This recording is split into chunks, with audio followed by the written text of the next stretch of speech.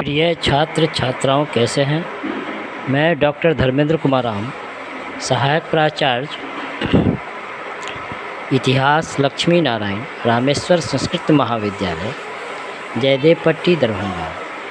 मैं आज online teaching के माध्यम से उपशास्त्री द्वितीय खंड के छात्र छात्राओं के लिए प्राचीन भारतीय इतिहास के अंतर्गत आज हम लोग मौर्य काल से गुप्त काल तक के राजनीतिक और आर्थिक इतिहास के विषय के अंतर्गत आज हम लोग इसके अंतर्गत इसके परिचय और अध्ययन के स्रोत तथा इतिहास लेखन में अभिलेखों का किस प्रकार से महत्व है उसके संदर्भ में क्रमशः चर्चा करेंगे। बच्चों, जैसा कि हम लोग जानते हैं, हड़प्पा सभ्यता या सिंधु घाटी सभ्यता के बाद 1500 ईसा पूर्व से लेकर 1000 ईसा पूर्व के तक भारतीय इतिहास की जो विषय वस्तु रही है वह ऋग्वैदिक काल पर केंद्रित रही है। अर्थात ऋग्वैदिक काल 1500 ईसा पूर्व से लेकर 1000 ईसा पूर्व तक माना जाता है और इस समय सबसे पुराने वेद ऋग्वेद की रचना हुई थी। बच्चों, जैसा कि हम लोग जानते हैं, वेद 4 हैं: ऋग्वेद, यजुर्वेद, सामवेद और अथर्ववेद। ऋग्वैदिक काल में ही ऋग्वेद की रचना हुई और ऋग्वेद से आर्यों के राजनीतिक इतिहास के बारे में हमें जानकारी प्राप्त होती है। हड़प्पा सभ्यता के जहाँ हड़प्पा सभ्यता या सिंधु घाटी सभ्यता एक नगरीय सभ्यता थी, वहीं वैदिक सभ्यता एक ग्रामीण सभ्यता थी। 1000 ईसा पूर्व से लेकर 600 ईसा पूर्व के काल को उत्तर वैदिक काल कहा जाता है। ध्यान देने योग्य बात है कि 1500 ईसा पूर्व से लेकर 1000 ईसा पूर्व के काल को ऋग्वैदिक काल, और इस समय केवल एकमात्र वेद ऋग्वेद, जो सबसे प्राचीन वेद है, उसकी रचना की गई थी। वहीं 1000 ईसा पूर्व से लेकर 600 ईसा पूर्व तक के काल को उत्तर वैदिक काल कहा जाता है और उत्तर वैदिक काल में 3 प्रमुख वेद सामवेद, यजुर्वेद और अथर्ववेद की रचना हुई।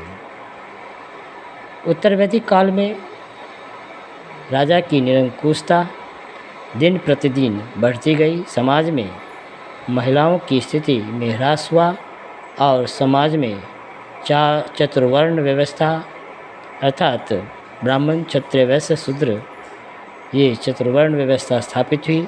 जबकि इस तरह की व्यवस्था समाज में चतुर्वर्ण व्यवस्था ऋग्वैदिक काल में हमें देखने को नहीं मिलता है और इस समय राजा निरंकुश नहीं होते थे।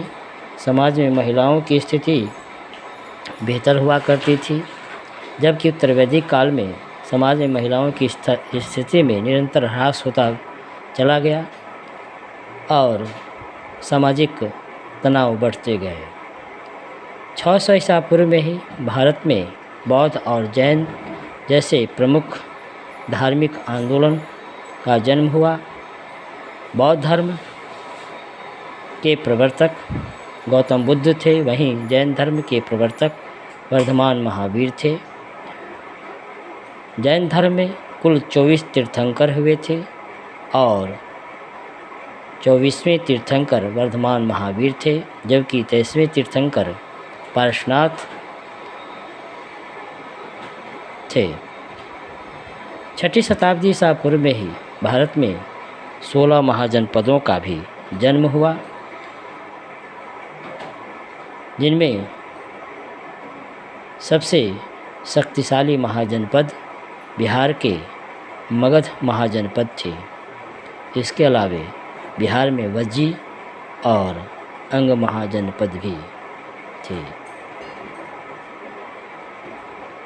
6ठी शताब्दी ईसा पूर्व में जो 16 महाजनपद का जन्म हुआ, 16 महाजनपद अस्तित्व में आए। इन 16 महाजनपदों में कहीं राजतंत्रात्मक शासन व्यवस्था स्थापित थी तो कहीं गणतंत्रात्मक शासन व्यवस्था स्थापित थी। वज्जी जो एक महत्वपूर्ण महाजनपद थे, वहीं गणतंत्रात्मक शासन व्यवस्था थी और ऐसा इतिहासकारों व विद्वानों का मानना है कि विश्व में सबसे पहला गणतांत्रिक शासन व्यवस्था वज्जी के वैशाली में स्थापित थी।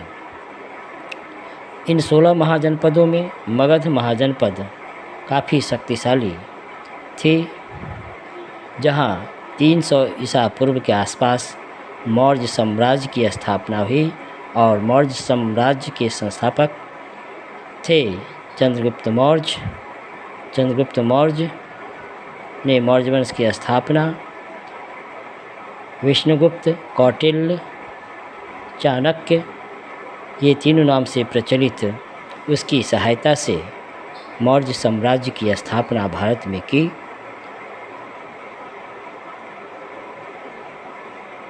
तो बच्चों, आज हम लोग मौर्य काल से गुप्त काल तक के इतिहास, राजनीतिक और आर्थिक इतिहास के अंतर्गत हम लोग उसके सामान्य परिचय को जाना, जिसके अंतर्गत हम लोगों ने जाना कि सिंधु घाटी या हड़प्पा सभ्यता के बाद का जो काल हुआ वह ऋग्वैदिक काल कहलाया, जो 1500 ईसा पूर्व से 1000 ईसा पूर्व माना जाता है, जिसमें ऋग्वेद की रचना हुई थी। ऋग्वैदिक काल के पश्चात उत्तरवैदिक काल का प्रारंभ हुआ, जो 1000 ईसा पूर्व से 600 ईसा पूर्व तक माना जाता है। और उत्तरवैदिक काल में 3 अन्य वेद जो थे, सामवेद, यजुर्वेद और अथर्ववेद की रचना हुई। साथ ही 6ठी शताब्दी ईसा पूर्व में ही, यानी 600 ईसा पूर्व में ही भारत में बौद्ध और जैन धर्मों का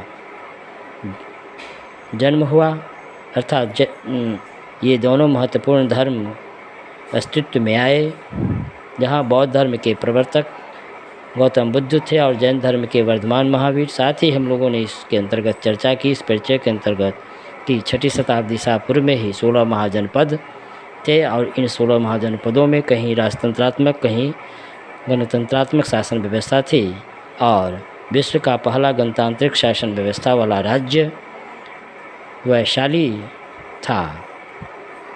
इन 16 महाजनपदों में सबसे शक्तिशाली महाजनपद थे मगध, जहां मौर्य साम्राज्य की स्थापना 300 ईसा पूर्व के आसपास चंद्रगुप्त मौर्य के द्वारा की जाती है। इन तमाम चीज़ों पर हम लोग चर्चा की। धन्यवाद।